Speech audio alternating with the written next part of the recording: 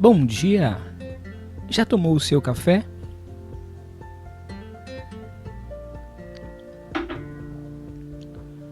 No Curta Palavra de hoje, eu quero convidar você a pensar nisso. Não diga as coisas com pressa, mas vale um silêncio certo que uma palavra errada. Eu espero que você esteja bem, gozando de paz e de perfeita saúde. Estou passando por aqui hoje, nesse último dia do mês de novembro, e apesar de não ser uma data tão comemorada e lembrada, hoje, 30 de novembro, é o dia do teólogo. Então, aos meus amigos teólogos e teólogas que me ouvem, fica aqui o meu abraço, a minha saudação, essa caminhada tão rica, tão nobre que é o estudo da teologia. Fica aqui o meu abraço então e o meu registro para todos vocês. Hoje nós vamos ler o penúltimo capítulo do livro do profeta Amós, capítulo de número 8. Vamos lá? Isto me foi mostrado pelo eterno Deus, um cesto com frutas do verão. E ele me perguntou: o que vês, Amós? E eu lhe respondi: um cesto com frutas do verão. Então o Eterno me disse: o fim chegou para meu povo Israel. Não mais voltarei a perdoá-los. Naquele dia, as canções que foram ouvidas, ou que forem ouvidas do templo idólatra, tornar-se-ão lamentações, diz Deus, o Eterno. Muitos serão os cadáveres. Silêncio reinará por toda a parte.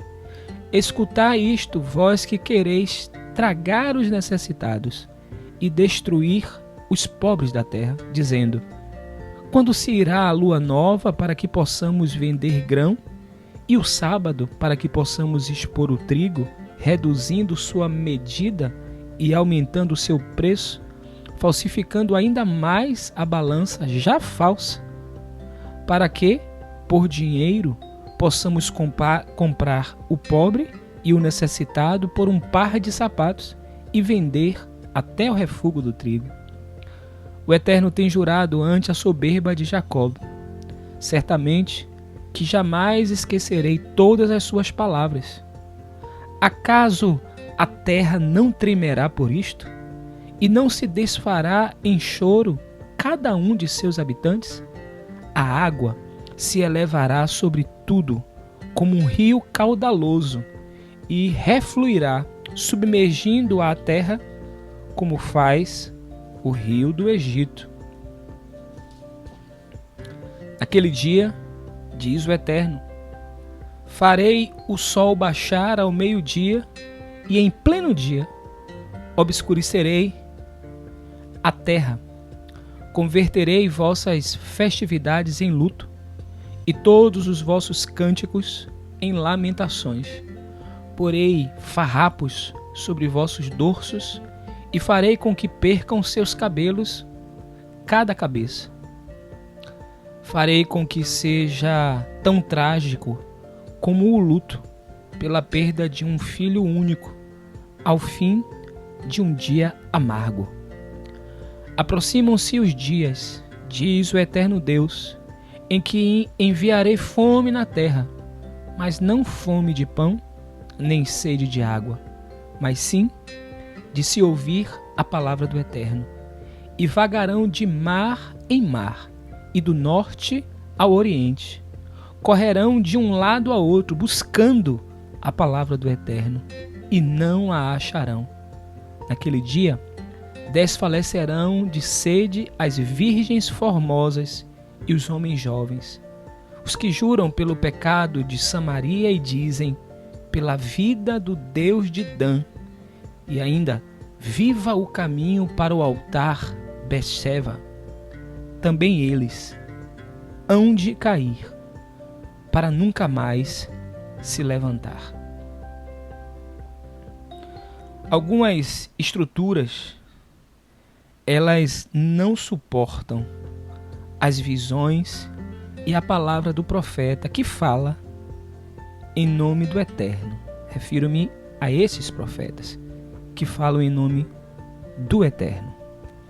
Ironicamente, aqueles que são os defensores das estruturas oficiais, e no caso aqui, no capítulo anterior, nós vimos a palavra do sacerdote contra Amós, e o sacerdote, ele afirma que Bet-El, ou Betel, que significa casa de Deus, é o santuário do rei.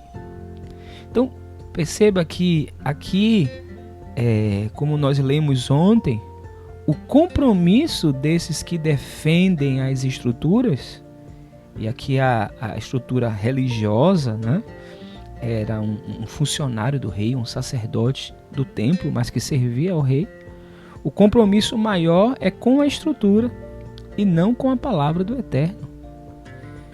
Tanto é que o sacerdote Amazias, ele usa uma expressão que é muito cara nesse texto. Tem até um livro que eu gosto muito que tem essa expressão, eu vou dizê-la para vocês aqui, que é: a terra não pode suportar as suas palavras. Um grande teólogo, e já que nós celebramos hoje o dia do teólogo e da teóloga, um teólogo já falecido, brasileiro, que deu uma contribuição riquíssima à teologia no Brasil, o Milton Schwantz, ele tem um livro com esse título: A terra não pode suportar as suas palavras. E como nós vimos ontem, Amós não estava preocupado com o seu título. Ele não se considerava profeta. O título para ele não era mais importante. O compromisso e a fidelidade de Amós era com a palavra do Eterno e em passar adiante as visões que ele tinha recebido do Senhor.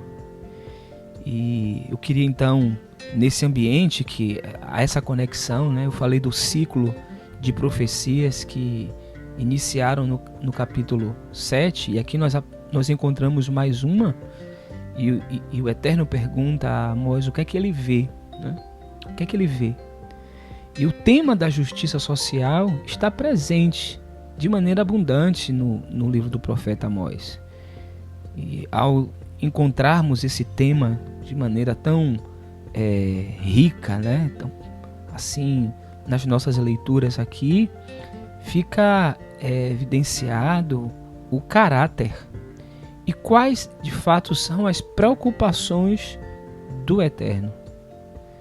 Foi feita novamente aqui uma acusação daqueles que roubam dos pobres e oprimem os necessitados.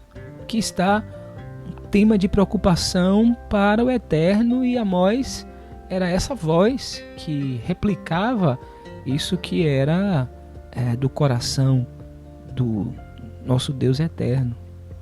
E esses que agiam assim, que faziam da vida ou de vidas humanas mero negócio, né?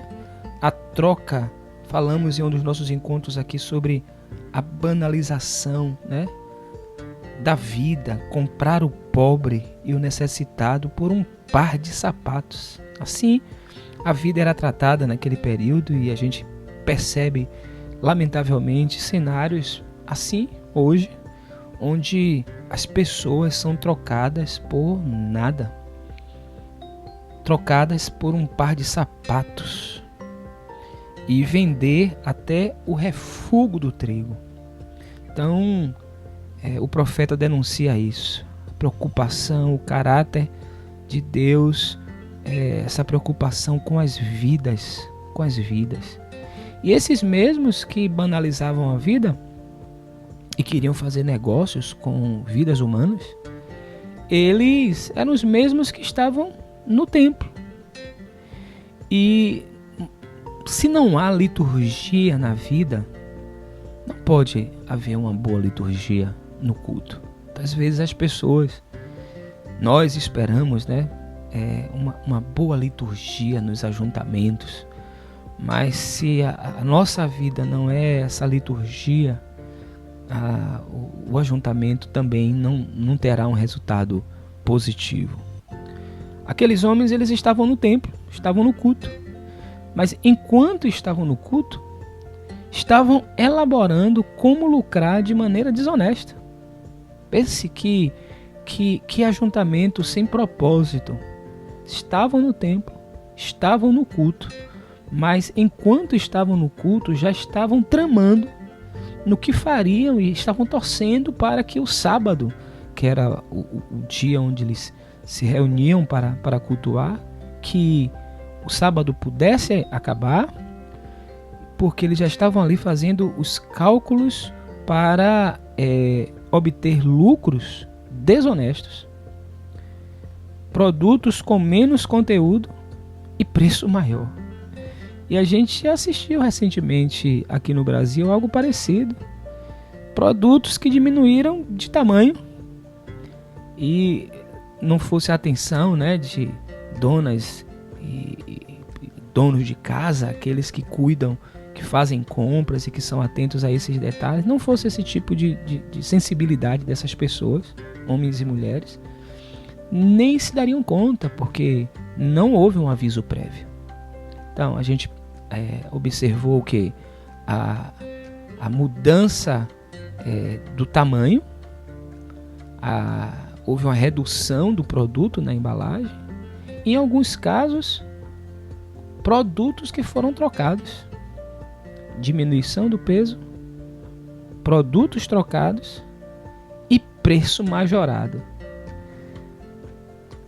Pensem, a realidade nossa não está distante do que já acontecia aqui nesse tempo, no período de Amós.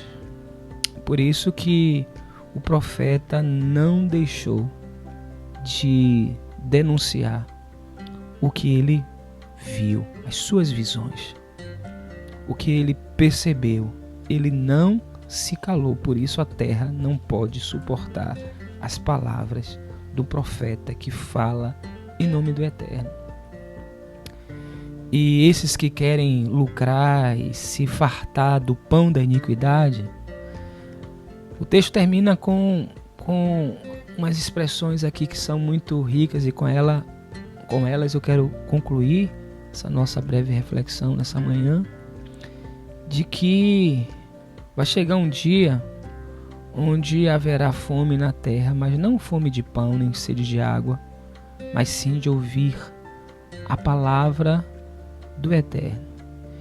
E aqui eu queria que a gente pudesse buscar isso, que não fosse para nós como uma sentença, né? Como um julgamento, mas que fosse provocado em mim e em você essa fome pelo pão da palavra, essa sede, sabe, pela palavra do Eterno. E o texto diz que eles irão de um lado ao outro, buscando a palavra do Eterno, e não a acharão. Que eu e você estejamos abertos, estejamos sedentos desse pão que é a palavra, e que está disponível a nós outros, está disponível a nós, e que a gente continue com nossos corações abertos, pedindo ao Eterno que Ele nos fale, que Ele sacie a nossa fome, que Ele descedente a nossa sede. O próprio Jesus, ele declarou isso, que quem bebe dele jamais terá sede. E também afirmou em um outro lugar que quem de mim se alimenta viverá por mim. O próprio Jesus disse que ele era o pão vivo que desceu do céu. Quem se alimenta dele viverá para sempre. Não andará vagando de um lado para outro, buscando, porque ele disse que estaria conosco. E no domingo próximo passado, as igrejas históricas que seguem um calendário litúrgico, foi o primeiro domingo do Advento. Nós estamos nesse tempo que celebra a encarnação daquele que é a palavra. Aquele que é a palavra e que está disponível a nós, que está entre nós. E é o único que pode matar a nossa fome e que pode suprimir a nossa sede porque Ele é a água da vida. Falando em fome de Deus, eu quero nessa manhã dedicar para você uma canção do Sérgio Sais. O título é esse, Fome de Deus. Eu vou colocar na descrição desse vídeo o link para que você possa ouvir a música, ser edificado por ela. Esteja aberto para a palavra que quer te alimentar e matar a sua sede, a sua e a minha. Desejo a você um dia muitíssimo abençoado, que a bênção do Eterno, que enriquece, que não acrescenta dores, esteja sobre a sua vida, sobre a vida dos seus familiares e dos seus amigos. Essa é a minha oração por Cristo Jesus, o nosso Senhor. E amanhã, se Ele quiser, nós estaremos aqui para concluir o livro do profeta Amós. Escreva aqui nos comentários as impressões da sua leitura desse dia. O que é que chamou mais a sua atenção? Quais as palavras que impactaram mais a sua mente e o seu coração? Escreva nos comentários. Quero também convidar a você, caso você ainda não seja inscrito ou inscrita no nosso canal, se inscreva www.youtube.com/teologiahoje. Não esqueça de deixar o like, ativar as notificações para ser informado de cada inserção que a gente venha fazer no canal. E compartilhe também esse link se você julgou esse conteúdo relevante. Passe essa ideia adiante para outras pessoas. Feliz dia do teólogo e da teóloga. Feliz quarta-feira.